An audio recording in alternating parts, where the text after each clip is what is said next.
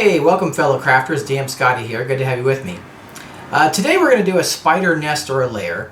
This lair has all the same techniques we've used before. It has the toilet paper, it has some hot glue gun application, but the way I utilize it is a different way that it will attach to the tile and make for playability. So instead of just trying to explain it here, we'll go to the table, craft it, and then I'll show you what it looks like when it's applied to the tile. So see you at the table.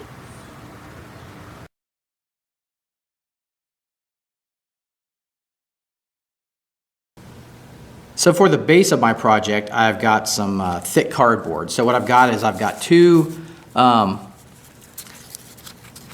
thick pieces glued together, and then one larger piece that's on top, and you can see it kind of overlaps a bit. So what will happen is when I have the tile, this will sit on the edge of the tile and it'll overlap a little bit of the tile, but most of it will be off the tile. So it'll give the look of a spider type nest.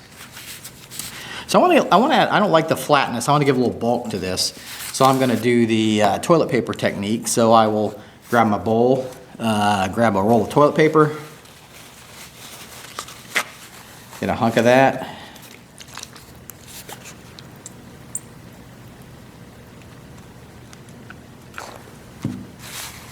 Get it nice and wet, but not too. And then I'm just going to start building this out.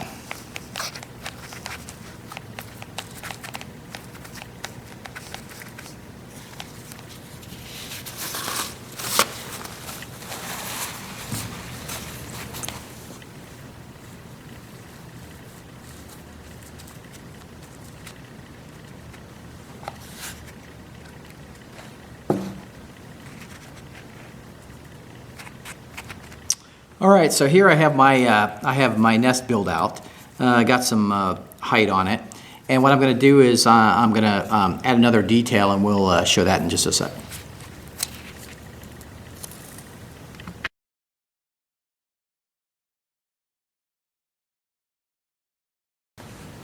I want to add some entrances in this nest, so what I'm going to do is use my regular glue, not my watered down glue, and I'll just pick a spot. That looks good, so I'll just put a dab there. Now what I've got, I've cut these discs. These aren't perfectly round. I just did 1-inch squares on a thin cardboard and cut them out just kind of ovalish, not trying to really make a circle just because I want to make it look more like a home made hole and not a perfectly round hole. So I'll put it there, but what I'm going to do to push it down into the toilet paper is I'm going to use just a accent marker, and I'll just put it on there and just kind of push it down, and that'll get it into the toilet paper a bit. And there we go, and now I'll just apply the other ones to the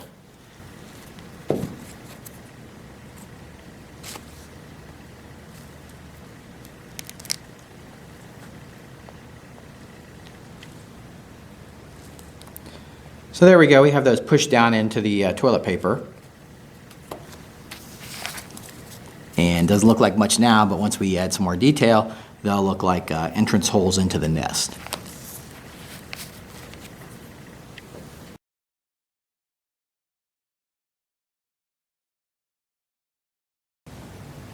Got my layer here and everything's dry. You can hear that. So the toilet paper's all dry. Now I'm going to add some detail to it. I'm going to use my small glue gun, and how I'm going to start, I'm going to flip that back, and how I'm going to start is I'm going to start with these are supposed to be entry holes, so I'm going to start on those first. So what I'll do is I'll just start ringing it with some glue. I don't want to fill it in. I'll ring it a couple times. And I'll kind of drag that a little bit. Now you might get some strings going across the hole. That's okay, just don't put actual glue across the hole. You can always pull, you'll have some strings you'll have to pull off after this project's done. But yeah, if they get in the hole, that's okay. So there we go, I got that. Hope you can see that a little bit. Now I'm going to do this one too. Same kind of thing, I'm just ringing the hole. I want to be careful not to fill it in, so don't put too much glue. And then I'm just going to kind of drag the tip around. Put another layer there. And this is just giving me some nice texture. So now I'll do that with the rest of these holes. Same kind of thing. But to fill it in, here's what I'll do. So I'll start squirting some glue on here and then just dragging the tip. And my goal, these are going to be nests of spider-like creatures. So my goal is to make it look like it's this webbed nest of these creatures. And I'm just going to drag that. If you put too much glue and it starts and you lose some of that detail, don't put too much at one time, because the more you put down, the less detail you'll have, because it'll kind of mesh into each other. So kind of give it a nice little squirt and then pull out from there, and then just keep working this. And if you need to go back through it a little bit, you always can. Until it, totally solidifies. That's a little harder to do. But yeah, so I'll just keep working this. And there you can, hope you can see that detail. I know it's kind of hard to see with this hot glue since it's clear. Now, I'm also going to go around the edge. So what I'll do is I'll squirt, stuff in the edge and just kind of cover up that corrugation. I'm not going to worry about the bottom layer, because this is going to hang over the tile. So that's going to be on the bottom side anyway, so I'm not so worried about that. But I don't like these edges here that'll be out. Sorry, I don't like these edges here that will be out in view of the player, so I'll just kind of cover those up a bit. And you don't have to get too fantastic with that. You just want to get enough coverage so you're kind of covering the corrugation up.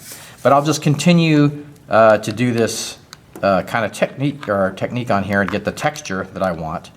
And I'll come back and show you what it looks like when I get everything on here. So, because it'll take a little bit of while. It'll take a while to fill this up with this technique. But yeah, make sure you use the small glue gun, because with the big one you can't really get this kind of detail on it. The small one is great for this. So, all right, so I'll go do that and I'll be right back.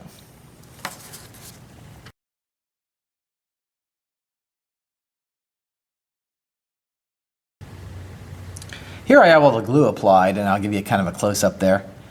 You can see it. So that's the detail I was going for. It's kind of hard to see, like I said, because it's transparent. So what I'll do is I'll paint this up black, and then you'll really see that detail pop out.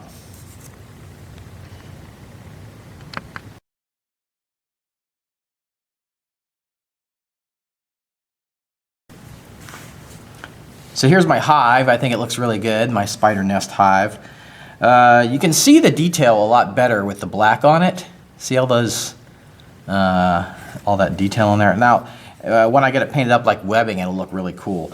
And then I'll leave these black and maybe even enhance them a little bit to make them look like holes inside the nest. So there we go. And what I'm going to do is I'm going to base paint this brown, and then we'll come back and we'll do some more detail on it.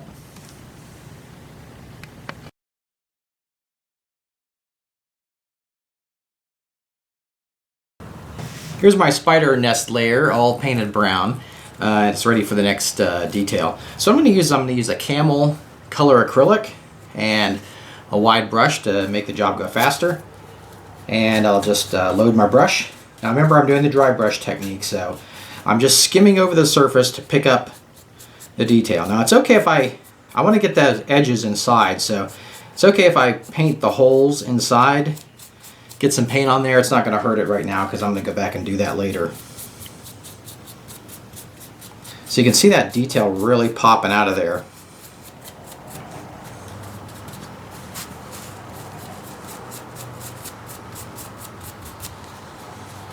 Make sure you get all the edges. And I'll do this off camera because I got to pick it up and move it around. So, but anyways, there you go. So that's the first coat on there, and then we'll go to the next coat.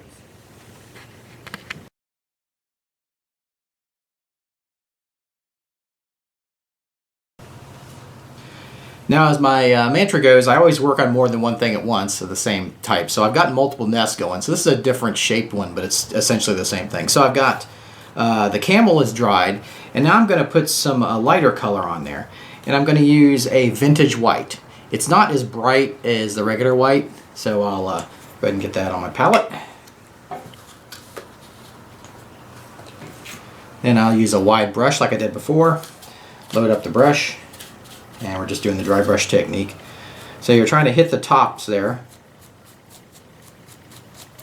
And you're trying to make it look like webbing, which is the goal.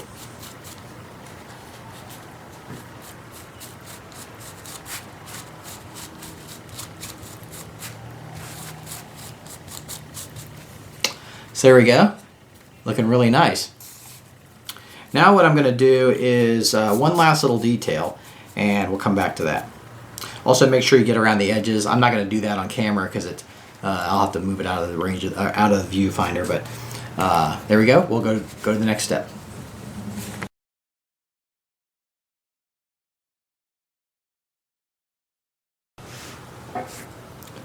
So here's my webbing all dry.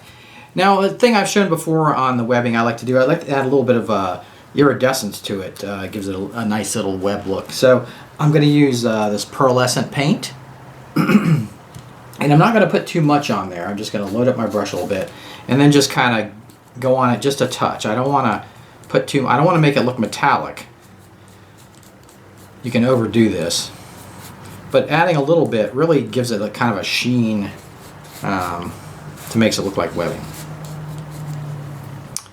So you really can't see that much in the camera, but it does make a difference on the finished product. So we'll let this sit for a minute, and then we'll do the last step.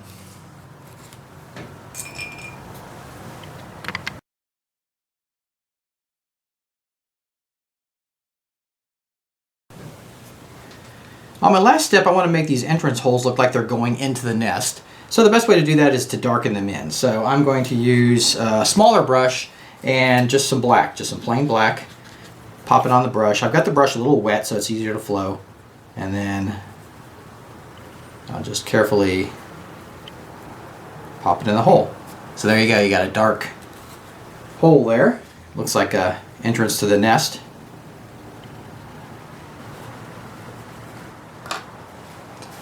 So here we go, our nest is ready to apply to a tile and scare the bejeebus out of some PCs.